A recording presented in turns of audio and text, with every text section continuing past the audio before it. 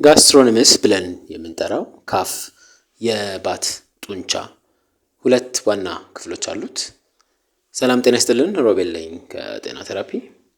ይህ ጋስትሮኖመስ ወይንም ባት ብለን የምንጠራው የእግራችን የጡንቻ ክፍል ጉዳት ከሚደርስበት በተለይ በስፖርት አካባቢ ያሉ በሯጮች ሊሆን ይችላሉ፣ እግር ኳስ ተጫዋቾች ሊሆን ይችላሉ፣ የትኛውንም አይነት ስፖርታዊ እንቅስቃሴ የሚሰሩ ሰዎች በዚህ አካባቢ የመወጠር እንዲሁም ብሎ እያደገ ሲሄድ ደግሞ የመያዝ ሊያስነክስም ይችላል። ይህንን ስንል ቋንጃን ጨምሮ ወደ ላይ ከፍ ስንል ጉልበት እያለ ደግሞ ወደ ጭን ጡንቻ እንዲሁም የታፋ ጡንቻ ይህ ህመም መሰማት ይጀምራል። ይህ ህመም በቴራፒ ይለቃል።